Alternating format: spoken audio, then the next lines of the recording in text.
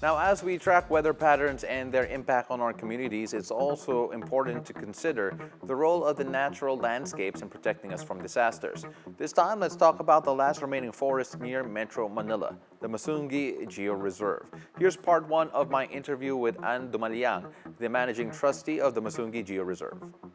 The Masungi Georeserve is actually a part of the natural barrier against Metro Manila. I mean, is this something that you find surprising for those, maybe not those who are not educated, that Masungi Georeserve is actually playing a big part in the protection of Metro Manila? Well, that's true. I'm glad that you raised that. It definitely does. Like what you said earlier, it is very close to Metro Manila. It's only an hour and a half away. You look at it on the map, and the next green abundant space to the east is Masungi Georeserve, right? And when you talk about the Masungi Georeserve, a lot of people would also connect us to the conservation of watersheds. Yeah. And watersheds aren't meant to be taken for granted, right? These are waters, basically the way the water flows from the upper reaches of a landscape exiting to the sea. So in terms of the Upper Marikina watershed, we're talking about the one that flows through the Pasig River, the Marikina River, and then out to Manila Bay, passing through so many of our central business districts, a capital of the country, right? That's how important it is. It actually impacts 20 million Filipinos. You've been working with Masungi for quite some time. Can you tell us a bit about yung history nito? So a lot of people do not know that the initiative to protect land in this area, to restore forest here, started all the way back in the 1990s. Like what you said, 1996. So the restoration work here has been going on for more than 2 decades now, if you look at how it's been going, right? And that started in the 1996, supposedly out of a joint venture agreement that we won through a bidding that was even meant to be developed. But seeing the landscape and how it needs to be protected, we're lucky because we had the unique opportunity to pivot it towards that.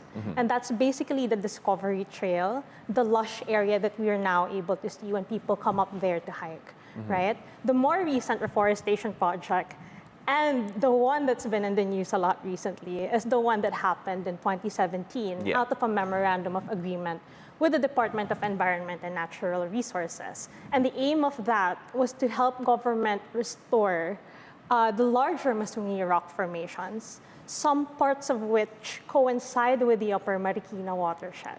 And we're not just talking about any part of the Upper Marikina watershed. We're talking about the upper reaches of the Upper Marikina watershed, the ones that are the tallest, highest parts of it, some of the most sensitive ones when you talk about geohazard risks, etc.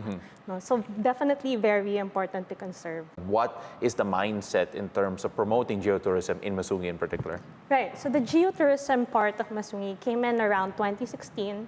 I was 3 years off of graduating. Kala ko 3 years old. But yeah, okay, yes. 3 years out of college, out of university.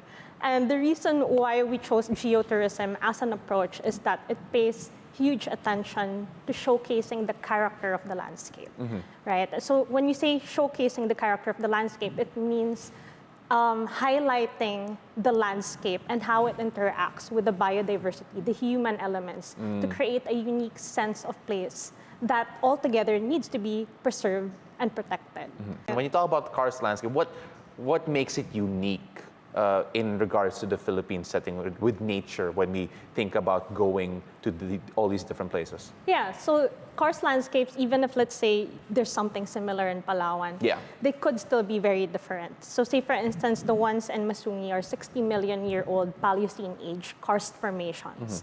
And it so happens that Paleocene age karst formations, you don't get to find them in a lot of places. In fact, Masungi would probably be the only or one of the only places where you could find rocks coming from that point in Earth time, which makes it very important when it comes to scientific studies, when it comes to the kinds of fossils and kinds of rock components that you find even up until today. So it's a very unique spot, and not just in the Philippines, but then worldwide. And it's just funny to note that in the Philippines, there are still no UNESCO geoparks. Is that something that you wish to have? Is that part of the wish list, ambition? It was. It is. It definitely is. The vision is for this landscape and even the ones around it to be part of a UNESCO geopark, right? So these are landscape of international importance. And it's been shown, actually, some people believe that the idea of geoparks came from just conservation. It actually rooted as a practice in Europe during the European crisis to fuel rural growth and development without compromising their natural environment. Right? And it's shown that having geoparks does contribute a lot to economic growth without sacrificing the things that make the character of places unique. By the way, one other thing to highlight, we're lucky because we do finally have a geopark in the Philippines, thanks to a number of scientists, a number of urban planners, and government players who've been pushing for it. Particularly Bohol. Bohol is now a UNESCO geopark, and we hope that there's more to come because the Philippine landscape truly is very unique. Of course, in 2020, by the way, around 1,500 hectares of the 2,700 hectare reforestation site was affected by the illegal quarrying, the agreements there. Obviously, things actually went a bit in your favor, if I'm not mistaken, with regards to some of the quarrying stopped in certain areas. I'm not sure if it's completely done, but then are these issues still happening in general? Well, as far as the quarries are concerned, we're lucky, and it's actually a huge success, not just of the organization, but everyone who supported, that these 3 quarries who were overlapping with these critical parts were canceled, that the agreements were canceled. The problem now is, well, they're still trying to assert prior rights over these areas, right? Which means that the interest hasn't completely been removed.